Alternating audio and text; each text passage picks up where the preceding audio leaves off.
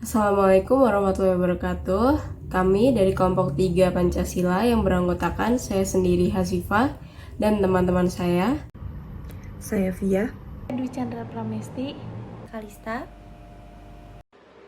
Perkenalkan, nama saya Muhammad Farhan Ardiansyah. Dewi Puspita Zahra. Arinta. Nabila Kanita Putri. Christina Manuela Syaan. Saya Dias Arya Razaki. Faiz Riza Fadliandoyo. Natasha Putri. Aku Muhammad Irgi Rizaldi. Saya Sawashil Wakira. Saya Raisa Konita. Saya Fiona Clarissa. Halo, aku Lutfi Syahrul Nizam. Halo, saya Rido Devario. Saya Jericho. Muhammad Farhan Faizul Haq. Assalamualaikum warahmatullahi wabarakatuh. Salam Pancasila. Perkenalkan, nama saya Dev Ramandi Muhammad dari kelas M4506 dengan NIM 4001 213150. Dan di sini saya akan menyampaikan hasil tugas dari kelompok kami, yaitu gabungan dari kelompok 1, 2, 3, dan 4. Dan berikut akan saya bacakan hasil diskusinya. Diskriminasi merupakan tindakan tidak adil suatu kelompok kepada kelompok lainnya berdasarkan perbedaan karakteristik. Indonesia merupakan negara berlandaskan Pancasila dan UUD 1945 yang menjunjung tinggi harkat dan martabat manusia sehingga segala bentuk diskriminasi rasial wajib dicegah. Diskriminasi dalam dunia pekerjaan terjadi ketika seorang karyawan atau calon pekerja diperlakukan tidak menyenangkan karena usia, agama, kecacatan fisik, informasi genetik, asal kebangsaan, kehamilan, ras, atau warna kulit. Jadi, dapat disimpulkan bahwa diskriminasi pekerjaan adalah setiap perlakuan yang berbeda ataupun tindakan pengecualian yang memiliki dampak buruk bagi pekerja.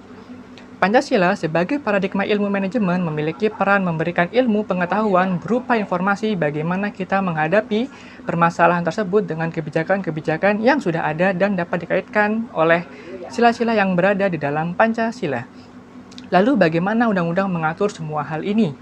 Disebutkan dalam Undang-Undang Nomor 21 Tahun 1999 tentang pengesahan ILO Convention Nomor 111 Concerning in Respect of Employment and Occupation, atau biasa disebut Konvensi ILO mengenai diskriminasi dalam pekerjaan dan jabatan.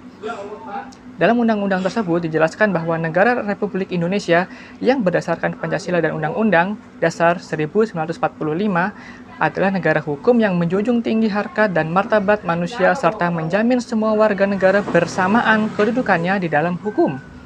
Sehingga segala bentuk diskriminasi terhadap pekerja berdasarkan ras, warna kulit, jenis kelamin, agama harus dihapuskan. Dan juga Undang-Undang Nomor 13 Tahun 2003 tentang Ketenagakerjaan. Dalam undang-undang ini menjelaskan di mana setiap pekerja, baik pekerja buruh, itu memperoleh penghasilan yang memenuhi penghidupan yang layak bagi kemanusiaan dan juga dapat mewujudkan penghasilan yang memenuhi penghidupan yang layak bagi masyarakat. Terdapat beberapa hak pekerja wanita yang belum terpenuhi seperti diskriminasi upah, jabatan, dan tunjangan. Ini semua perkataan menurut Banjarani dan Andreas tahun 2019. Kemudian, apa kebijakan yang bisa diterapkan di negara ini? Kebijakan pertama yaitu memperketat peraturan. Memperketat peraturan merupakan salah satu kebijakan untuk mengurangi diskriminasi dalam perusahaan. Kebijakan kedua, yaitu yang diambil adalah menyediakan safe space bagi semua pihak untuk mengutarakan aspirasi mereka. Di setiap perusahaan harus menyediakan fasilitas safe space ini agar setiap karyawan yang membutuhkan bantuan atau ingin menceritakan keluh kesah mereka dalam pekerjaan dapat merasa aman dan nyaman dalam menceritakan keluh kesah dan aspirasi mereka. Kebijakan yang terakhir adalah melatih semua pihak dalam bersikap proaktif saat terjadi diskriminasi. Semua pihak yang tergabung dalam suatu perusahaan harus bersifat aktif jika terjadi diskriminasi. Bagaimana contoh kebijakan tersebut diterapkan? Contoh dari kebijakan pertama yaitu sebuah perusahaan bisa memperketat peraturan dan menjalankan fungsi pengawasan dengan baik dan benar.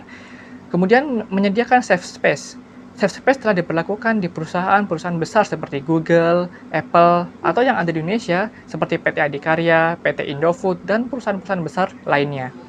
Kesimpulannya, maka dari semua ini kita tahu bahwa perbuatan diskriminasi adalah perbuatan yang dilarang dan merugikan manusia.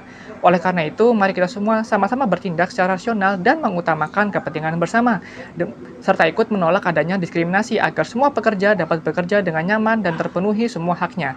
Sekian yang dapat saya sampaikan, saya pamit undur diri. Wassalamualaikum warahmatullahi wabarakatuh.